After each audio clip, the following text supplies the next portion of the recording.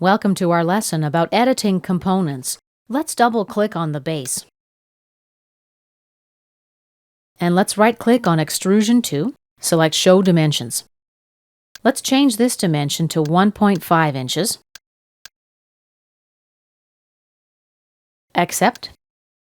And let's return to the assembly environment. Click Update if needed. Notice that Mount 1 followed our changes, but Mount 2 didn't.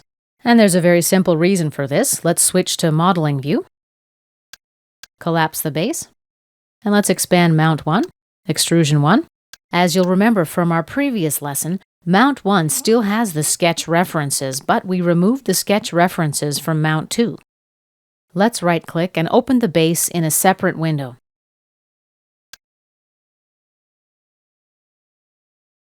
Now double-click on Sketch 2 to activate it. Let's change dimension 6 to 1.25 inches. Click OK, and let's finish the sketch. Let's close this window. The Save prompt appears. Yes, let's save our part. And let's update. And this concludes our lesson about editing components.